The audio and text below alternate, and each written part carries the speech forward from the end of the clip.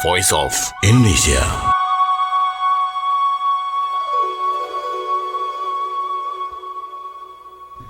Voice of Indonesia dari Indonesia untuk dunia. Pendengar, saat ini menunjukkan pukul 12:09 waktu Indonesia Barat. Ada yang mungkin di bagian belahan negara lain, ada yang sedang mau makan malam atau mungkin waktunya ngopi ya. Berbicara mengenai kopi di Indonesia, ada banyak sekali pilihan kopi yang rasanya tidak hanya menjadi kegemaran dan juga kebanggaan masyarakat Indonesia aja, tapi sudah sampai ke berbagai belahan dunia lainnya. Dan sudah diakui loh kalau kopinya Indonesia itu memang enak-enak. Terkait dengan hal itu, saya mau berbincang-bincang bersama dengan Bapak Yusradi Usman Al-Gayoni selaku diaspora Indonesia dan Inggris terkait dengan perluasan pasar kopi Gayo. Saya mau tanya ini kira-kira di sana sudah kenal belum ya sama kopi-kopi Indonesia, terutama kopi Gayo. Langsung saja saya sapa Pak Yusradi. Apa kabar? Baik, Mbak. Terima kasih sudah meluangkan waktunya untuk Voice of Indonesia. Ini kalau di UK, tepatnya di mana nih, Pak? Saya posisinya di Sutton, Oh ya, ini masih di London ya. di Londonnya ya. Ini masih dini hari ya di sana. Iya, jam 5:15 Terima pagi. kasih sudah meluangkan waktunya, sudah diganggu pagi-pagi oleh Voice of Indonesia. Ya, sama-sama. Sudah ngopi belum, Pak? Ini kopinya di depan ini, depan meja. Oh. Sambil ngopi. Ini pas ya, karena kalau ngomongin soal kopi ya memang enaknya sambil ngopi.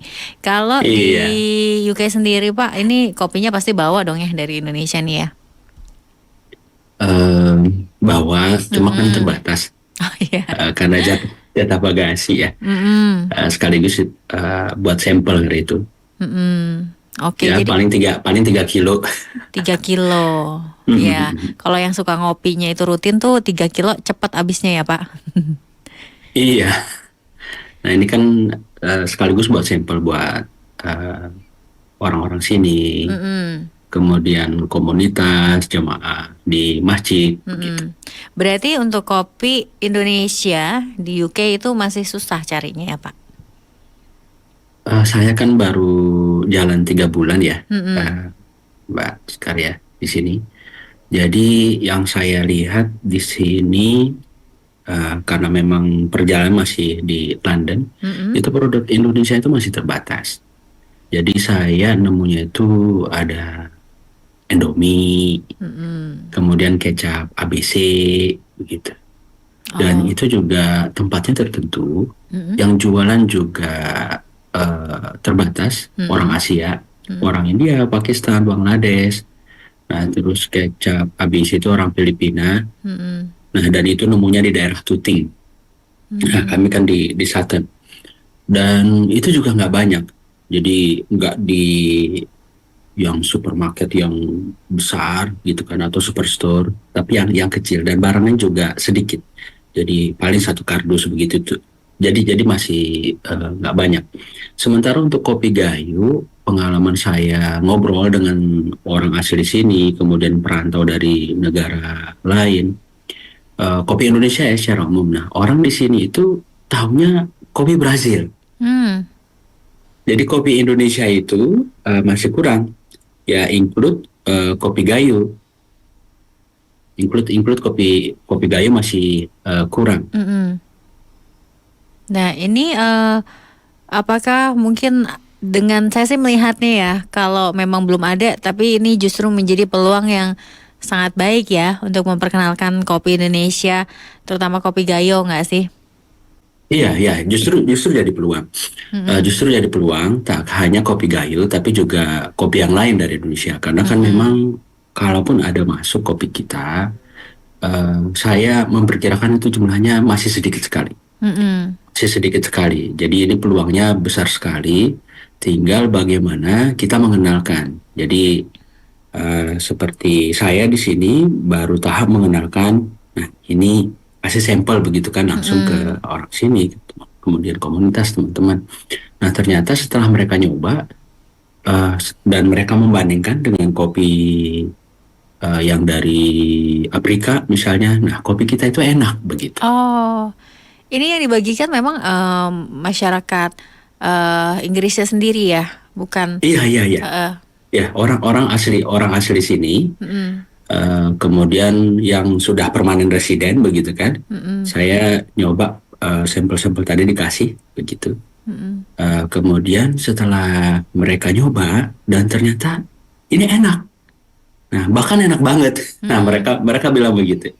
Nah, cuma ya posisinya seperti saya gambarkan tadi. Jadi memang kalaupun ada, kopi kita masih sedikit. Ini secara umum Indonesia. Mm-mm. Kalau Indonesia kan yang terkenalnya Gayo. Iya. Yang Gayo ini kan memang yang nomor 3 terluas di Asia. Mm-mm. Asia dengan 110.000 hektar.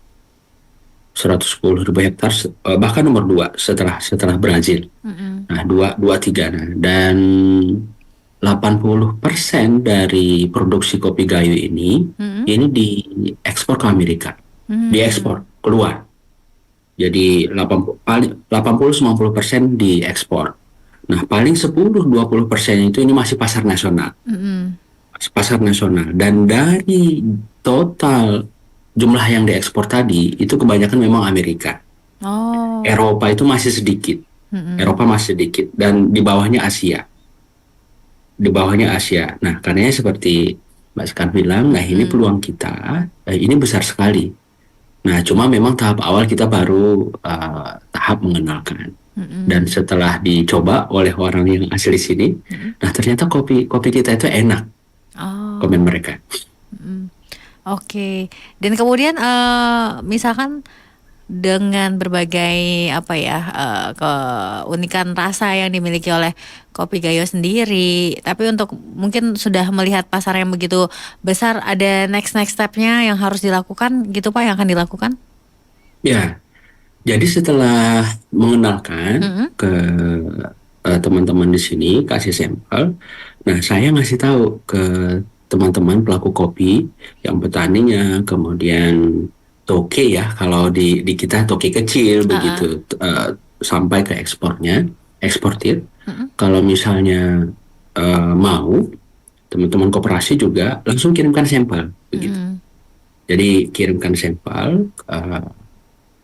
Yang perlu dicatat dari sampel itu, ini sumber kopinya dari mana, Mm-mm. Mbak Sekar? Sumber kopinya dari mana? Kan itu ada green bean ya, green bean. Iya. Green bean-nya itu kadar airnya berapa? Nah, kalau misalnya bentuknya sudah di roasting, Mm-mm. bubuk, Mm-mm. nah ini jenis pengolahannya apa? Mm-mm. Tujuannya, begitu kita memberikan sampel langsung ke orang yang di sini, KP-KP, Mm-mm. kemudian penikmat kopi, sekiranya nanti ada pemesanan, Mm-mm. nah kita sudah punya datanya. Itu sebenarnya tujuannya. Mm-mm. Jadi kalau misalnya eh, kopi yang diambil misalnya kopi A begitu ya, nah kemudian ada pemesanan. Jadi dengan data tadi kita bisa mempertahankan kualitas. Mm-mm. Karena kan eh, pengaruh rasa kopi ini kan banyak Apa aja tuh penentunya. Pak?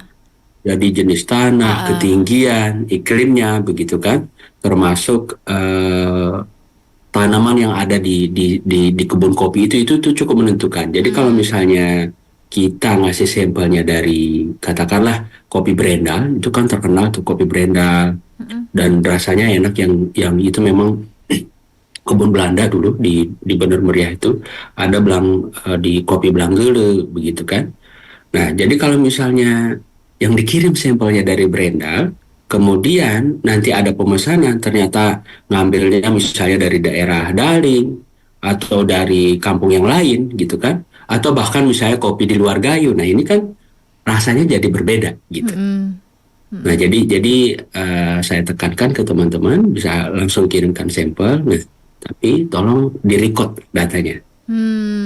Sampai sebegitunya ya untuk menjadi pertimbangannya gitu ya Pak. Iya, iya, karena kan ini pengolahannya menentukan, Mm-mm. menentukan. Bahkan proses dari jemur, kemudian roastingnya ini Mm-mm. menentukan, dan bagaimana kita menjaga kualitas ini, Mm-mm. hal-hal seperti ini mesti kita perhatikan. Karena secara mesin teknologi tentu kan berbeda, dan Mm-mm. secara rasa juga mereka kan keinginannya berbeda, rasanya berbeda kayak kayak lidah orang Indonesia begitu kan. Makanya kan tadi ada dua sampelnya. Mm-mm. Jadi ada yang bean, Mm-mm. ya green bean-nya, Mm-mm. ya sebelum di roasting. Mm-mm. Itu tadi kadar airnya berapa. Kemudian ada bubuknya yang sudah kita roasting begitu. Mm-mm. Nah, tapi jenis pengolahannya seperti apa, ini datanya mesti detail. Mm-mm. Jadi tujuan yang green bean tadi, begitu kita kasih, Mm-mm. kita titip nih ke KPKP, jadi mereka langsung langsung roasting di sini, Mas kan? Mm-mm. Roasting di sini sesuai dengan selera mereka, kebutuhan mereka. Mm-mm. Nah, kalau misalnya nanti cocok, nah tinggal kita informasikan ke teman-teman. Nah, ini kopinya Mbak Sekar nih, begitu misalnya. Iya. Sumber kopinya dari Timanggajah, misalnya nama tempatnya, begitu kan.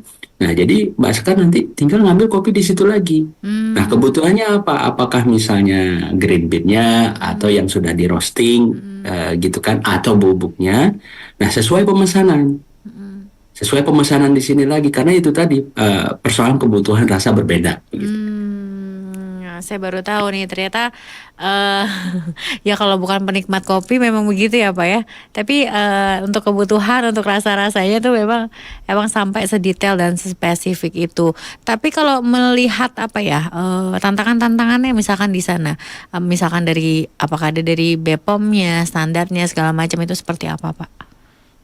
Ini kita kan masih tahap kecil ya, Iya, mm-mm. masih tahap kecil ya paling antar teman atau Mm-mm. titip ke KP begitu. Mm-mm. Kalau misalnya nanti jumlahnya meningkat, Mm-mm. nah tentu ini kan sudah ekspor. Mm-mm. Nah dan tentu kita mesti mengikuti aturan yang di sini. Mm-mm. Dan memang di sini tuh kan ketat aturannya. Mm-mm. Aturannya ketat, nah, termasuk eh, eh, tingkat keorganikannya begitu. Nah, Mm-mm. jadi kalau misalnya dalam proses pengenalan kopi Indonesia, Mm-mm. terutama kopi Gayo karena saya dari Gayo asalnya, walaupun domisilinya di Bogor begitu. Nah, ini lancar. Nah, kemudian apa syarat, kemudian apa ketentuan yang di sini dari sisi misalnya kadar berapa batas pestisida misalnya kimianya, Mm-mm. kemudian organiknya. Nah, itu tentu mesti kita penuhi. Mm-mm. Itu mesti kita penuhi, Pak Sekar. Mm-mm. Nah, karena kan di sini untuk makanan juga organik ya. Mm-mm. Orang-orang cenderung organik. Kemudian orang yang jual makanan itu nggak bisa sembarangan di sini. Mm. Nggak bisa sembarangan. Jadi kalau misalnya jual makanan, mau makan di tempat atau take away begitu. Nah itu kalau misalnya sudah melewati inspeksi, Mm-mm. inspeksi dengan standar, kemudian inspeksi itu bisa baru jualan. Mm. Dan yang untuk halal pun juga seperti itu. Itu ada halal monitoring food UK itu betul-benar dicek begitu. Dan kalau misalnya untuk sayuran horti juga masuk ada batas tertentu. Begitu batasnya itu ya katakanlah sudah expired begitu ya, itu mesti dicabut, mesti dicabut. Oh. Mm-mm. Nah jadi aturan itu berjalan, pengawasan itu berjalan, dan sanksi itu cukup tegas di sini. Mm-mm. Nah jadi kalau misalnya nanti sudah ya katakanlah berkembang, pasarnya banyak, nah tinggal lagi kita dari sisi hulunya di Indonesianya. Dan ini nggak cuma kopi, karena Iya. seperti saya sampaikan tadi, produk kita masih sangat terbatas. Mm-mm. Kalaupun ada mungkin ya dalam lingkup terbatas begitu seperti ini ikhtiar kita begitu ya. Tapi secara umum produknya masih seperti yang saya sampaikan. Oke. Jadi secara umum ya produk Indonesia apapun peluangnya besar kemari. Mm-mm. Tapi untuk di tahap perkenalan aja nih juga sudah cukup apa ya menyenangkan nih karena hampir hampir berapa? Hampir semuanya pasti suka ya Pak ya. Iya dan eh, kita kan antara peminum beda ya dengan penikmat ya. Mm-mm. Nah ini komennya dari penikmat kopinya Oke. dan orang yang asli di sini dan yang sudah permanen residen begitu. Heeh. Nah kalau misalnya kita ngasih sampelnya ke orang Afrika, mereka juga punya kopi begitu kan, atau orang Brazil, nah tentu kan ini kecenderungannya mereka lebih bilang ya kopi kami yang terbaik. Yang namanya kita yang namanya kita memasarkan produk kita pasti kita bilang ini dong kopi yang Iya. paling baik begitu. Nah, tapi kan ini secara objektif di luar negara yang punya kopi. Nah, kita coba kasih ke mereka dan itu penikmat kopi dan mereka bilang enak. Enak banget begitu. Oke, apalagi ini momennya juga kan sebentar lagi mau memilih di TPS juga ya, Pak Yusradi. Iya, Nah, insya Allah. ini biasanya disediain kopi juga. Ini saya nyoblos pertama kali nih Di luar di luar negeri ya. negeri. Iya. Kapan nih? Besok atau lusa nih? Ini kita jadi agak melenceng sedikit dari ini ya, dari topik. Kayaknya jadwalnya tetap. Di tanggal 10 ya, Jadi, Pak ya. Untuk di UK. tadi sih ada, iya. Heeh. Oke, jadi ini bisa jadi apa ya? Kan ibaratnya di sana juga bisa ikut mungkin memasarkan kepada diaspora Indonesia juga barangkali ya, yang sudah lama nggak ketemu sama kopi Gayo, bisa lagi menikmati kopi Gayo juga. Terakhir Pak, ini karena karena keterbatasan waktu ya, nggak kerasa nih ngobrolnya seru banget. Ada harapan gak sih Pak terhadap kopi Indonesia, terutama kopi Gayo nih, untuk bisa semakin dikenal atau semakin diterima atau sebagai apa gitu? Ya, harapannya secara umum kopi Indonesia, kopi Gayo, bagaimana kita terus mengenalkan ini, dan ini diaspora kita di luar juga punya kesempatan yang sama, karena ketika ini dikenalkan pasarnya makin luas, nah tentu masyarakat Indonesia terbantu. Nah, dan di saat bersamaan bagaimana hulunya ini kita baguskan begitu. Nah, karena problem utama kopi Gayo ini produktivitasnya rendah. Jadi satu hektar itu 750 kilo, 750 kilo, dan ini secara pendapatan 40 ke 45 juta. Kalau dihitung kos dari tenaga, waktu, nah ini kan tentu kurang begitu. Nah, kalau misalnya satu keluarga, suami istri 2 anak, nah ini jauh dari kata sejahtera begitu. Nah, jadi bagaimana di hulunya juga dibenerin, mulai dari produktivitasnya, kemudian dari sisi keorganikannya, begitu kan? Nih, termasuk bagaimana adaptif terhadap iklim begitu. Harapannya begitu. Oke, baik. Jadi, semoga nanti ya, siapa tahu ke depannya nih, beberapa tahun ke depan, kalau saya lagi main-main ke UK, di London gitu ya, sudah mulai gampang gitu ya, bisa menemukan kopi Gayo, atau setidaknya bisa beli Amin. di. Dan mudah-mudahan ntar udah ada kafe orang Indonesia di sini. Amin. Yang langsung Amin. jualan kopi Indonesia, di situ mengenalkan seni budayanya, Mbak Sekar. Amin. Termasuk sebagai jalan produk-produk yang lain juga masuk. Jadi kita bisa ekspansif di sini, dan kedepannya bagaimana orang Indonesia juga bisa lebih banyak di UK. Kalau saat ini kan baru 9 sampai 2 ribu begitu. Amin. 12 ribu, maaf, 9 sampai 12 ribu. Iya.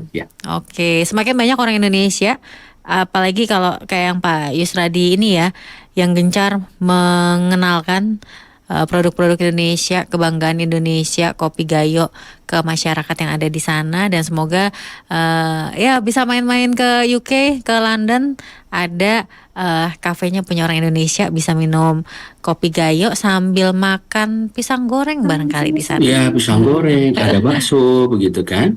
Jadi ada produk orang Indonesia di sini yang bisa dipasarkan di sana, karena di sini yang makanan orang Indonesia termasuk produk UMKM-nya seperti tempe, Mbak Sedar, itu itu ada Mbak Sekar yang membuat, tapi terbatas gitu, terbatas ke orang-orang kita ya. Nah, kalau misalnya ini dimaksimalkan tentu kan luar biasa gitu. Nah, makin banyak kita di sini tentu peluangnya makin besar, karena memang dari sisi jumlah pun kita kalah. Dari jumlah perantau yang lain, katakanlah seperti orang India, itu mereka itu 1 jutaan di sini. 1 jutaan, di bawahnya Pakistan, Bangladesh begitu kan. Dan hebatnya orang India itu, Pakistan, Bangladesh itu, ketika mereka masuk, mereka coba menarik orang dari negara mereka begitu. Nah, termasuk mereka kan hampir semua lini. Sampai Perdana Menteri Inggris sekarang kan keturunan India ya. Betul. Kemudian wali kota London sekarang kan orang Bangladesh, Sadiq Khan. Nah, karena memang ini sudah dimulai lama. Dari kakek nenek mereka begitu, bahkan generasi di atasnya, sehingga bisa berperan sedemikian luas, termasuk yang untuk makanan. Ini kan orang India ini selain jualan seperti tadi di high street, makanan, sayuran begitu, ada yang jualan ayam cepat saji.